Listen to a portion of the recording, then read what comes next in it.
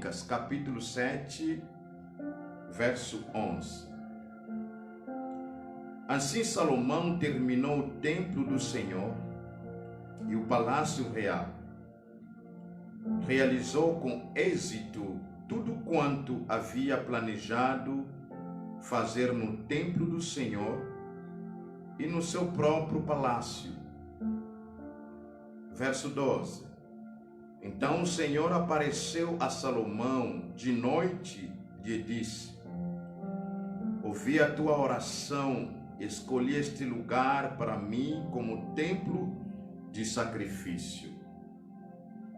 Se eu fechar o céu para que não chova, ou se eu ordenar aos gafanhotos que devorem a terra, ou se eu enviar a praga entre o meu povo, e se o meu povo que se chama pelo meu nome se humilhar, orar, buscar a minha presença e se desviar dos seus maus caminhos, então ouvirei dos céus, perdoarei os seus pecados e sararei a sua terra. Se o meu povo que se chama pelo meu nome se humilhar, orar, buscar a minha presença e se desviar dos seus maus caminhos, então eu ouvirei dos céus, perdoarei os seus pecados e sararei a sua terra. E com essa resposta que Deus concede ao servo Salomão, ao rei Salomão, que buscou a presença do Senhor, consagrando o templo para que a presença de Deus estivesse presente naquele espaço, naquele território. E Deus responde o seu servo. E Deus dá a promessa ao seu servo. E essa promessa faz parte de mim e de você. A resposta das orações de Salomão me inclui a mim e a você também. Deus tinha dito a Salomão: se um dia ele fechar o céu para que não mais chovesse, se ele ordenar os gafanhotos que devorem a terra,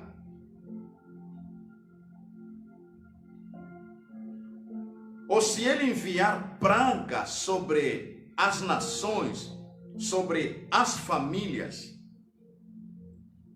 Deus havia dito a Salomão: o povo que conhece Deus, o povo que se chama pelo nome do Senhor, o povo que já pertence ao reino de Deus, quando isso acontecer na nossa época, na nossa nação, entre as nações, entre as famílias, Deus fechar os céus para que não chovesse, para que não chove, Deus enviar gafanhotos para devorar a terra, e Deus enviar pragas sobre as nações. O Senhor havia ordenado a Salomão que se o meu povo que se chama pelo meu nome se humilhar, orar e buscar a minha presença, se desviar dos seus maus caminhos, então eu ouvirei dos céus, perdoarei os seus pecados e sararei a sua terra. Então, é isso que nós estamos fazendo. nós entendemos que a cura para as nações depende do céu. A cura entre as nações depende do Senhor dos Exércitos. Só Ele pode trazer a cura sobre as nações. Só Ele pode trazer cura sobre as famílias. Só Ele pode remover toda a maldade na face da terra. Ninguém mais tem esse poder. Nenhum pastor tem o poder, nenhum bispo, nenhum apóstolo, nenhum papa, ninguém. Somente o nosso Senhor Jesus. Nós estamos nos humilhando, porque o jejum, o tempo da consagração, de oração, é se humilhar na presença de Deus. É dizer ao Senhor que nós não somos capazes, nós não podemos, e queremos o auxílio do Senhor. Nós estamos buscando a presença do Senhor. Nós estamos orando. Nós estamos suplicando as misericórdias do Senhor. Nós estamos implorando a Deus que perdoe os nossos pecados, os pecados dos governadores, dos governantes, dos prefeitos, dos nossos pais, dos nossos antepassados, dos nossos filhos. Estamos suplicando ao soberano Deus para que a chuva da bênção possa visitar a terra. A chuva espiritual possa visitar as nações. Que Ele traga a cura entre as nações, sobre as nações. Que Ele traga a cura verdadeira sobre todas as famílias. Por isso, nesta noite, é uma noite reservada de orar em favor da igreja, suplicar ao Senhor em favor da igreja do nosso Senhor Jesus Cristo. O irmão e a irmã que está do outro lado, você faz parte do corpo de Cristo. Nós fazemos parte da igreja do nosso Senhor Jesus. E quando você lê Atos dos Apóstolos, capítulo 1, lá em diante, verso 14, Jesus antes de deixar essa terra, Ele havia ordenado os seus discípulos que eles não poderiam começar a missão, precisariam depender do poder do céu. Eles deveriam permanecer em Jerusalém até que do céu enviasse o Espírito da promessa. Esses homens e essas mulheres, a Bíblia diz no verso 14 do capítulo 1 de Atos, quando retornaram a Jerusalém, eles obedeceram à ordem do Senhor. Eles permaneceram naquele quarto, fechados, buscando o poder de Deus. A igreja primitiva, eles acreditavam tanto no poder de Deus. Homens e mulheres que entendiam de que sem auxílio de Deus, sem a ação de Deus, a igreja não pode marcar passo nenhum. Os discípulos, homens e mulheres, eles entendiam de que a igreja só pode caminhar na ação e no poder do Espírito Santo. Essa razão que eles permaneceram naquele lugar 10 dias orando, suplicando, esperando a promessa de Jesus se cumprir na vida deles.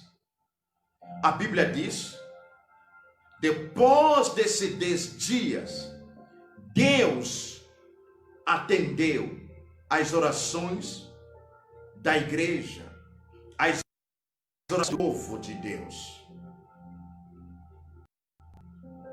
Quando você medita Atos dos Apóstolos, o percurso da igreja é um percurso na presença de Deus. A igreja caminhou de joelho. A igreja perseverou de joelho. A igreja venceu o Império Romano de joelho. A igreja venceu os inimigos da cruz de joelho. A igreja venceu o reino das trevas de joelhos. Porque eles aprenderam com o dono da igreja. Jesus havia instruído a sua própria igreja. Esses homens, essas mulheres, fizeram a descoberta da importância da vida de oração. Eles sabiam o que significava a vida de comunhão com Deus. Gastavam tempo, oravam. Todas as dificuldades que surgiam na caminhada deles, eles recorriam a Deus. Outro exemplo que nós temos no Atos dos Apóstolos, capítulos 4, a Bíblia diz: quando João e o Pedro foram presos, condenados por causa de um coxo de nascença, que Jesus havia operado milagre por intermédio de Pedro e João, eles foram questionados e eles foram impedidos de mencionar o nome de Jesus Cristo. Eles foram ameaçados, eles foram castigados por causa de Jesus Cristo. E disseram para eles o seguinte: não mais podem pregar esse nome, não mais podem testemunhar acerca desse nome. Proibimos vocês, aqui em Jerusalém, em qualquer lugar, não podem mencionar mais o nome de Jesus Cristo.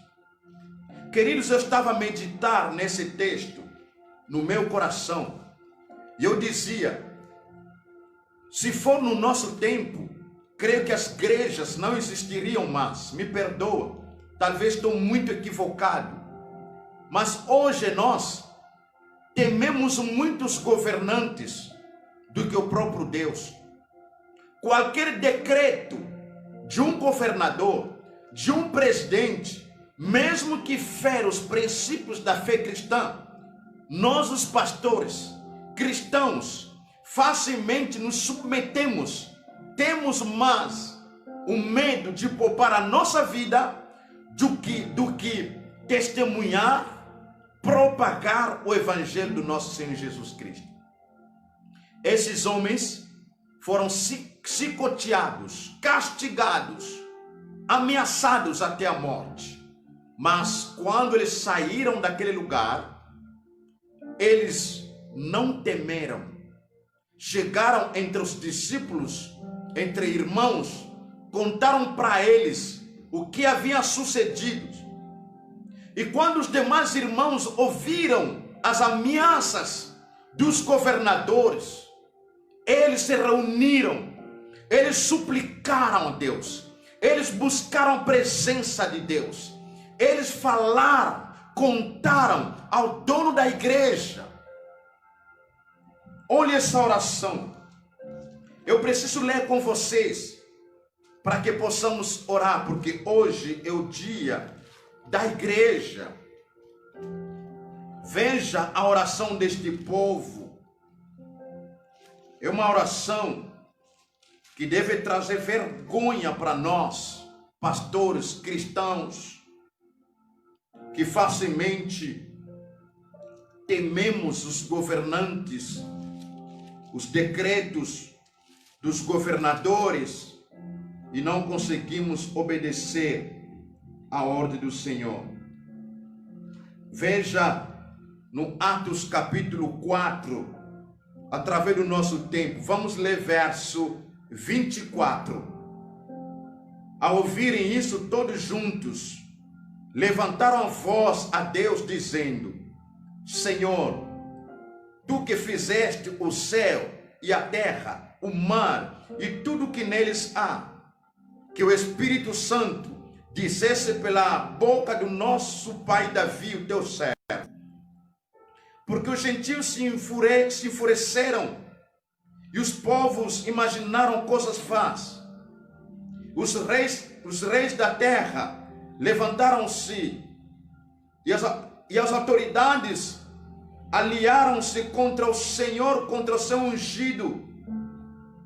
Pois nesta cidade eles de fato se aliaram contra o teu santo servo Jesus, a quem ungiste não só Herodes, mas também Pôncio Pilatos, com os gentios e os povos de Israel, para fazer tudo o que a tua mão e a tua vontade predeterminaram que se fizesse.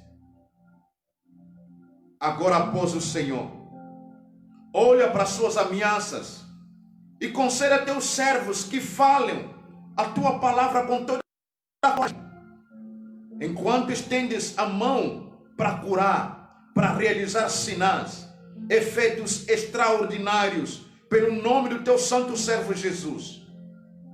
E quando terminaram de orar, o lugar em que estavam reunidos tremeu. Todos ficaram cheios do Espírito Santo e passaram a anunciar com a coragem a palavra de Deus. Eles sabiam onde recorrer nos momentos difíceis. A igreja de Jesus Cristo só pode vencer as batalhas espirituais de joelho. A igreja do nosso Senhor Jesus Cristo só pode sair vitoriosa aqui na terra permanecendo de joelho, em comunhão com o dono da igreja. Porque esse povo eram de carne e osso, de sangue, mas eles sabiam onde buscar o poder, onde buscar o ânimo, onde buscar a força. E eles viviam nessa comunhão com o Espírito Santo. Por isso, nesta noite, eu te conclamo como povo de Deus. Esta noite eu te conclamo como servo e como serva de Deus. Vamos retornar à origem. Quando a igreja caminha em comunhão com o dono da igreja, no poder do Espírito Santo, nós não tememos nada. Não tememos a morte, não tememos as cadeias, não tememos as perseguições, porque o dono da igreja está conosco. O Espírito Santo deve ser o comandante que conduz os planos da igreja, os projetos da igreja, que deve conduzir os cristãos. Esses irmãos que nós lemos o testemunho deles, da igreja primitiva, eles eram homens, eles eram mulheres, como você, como eu.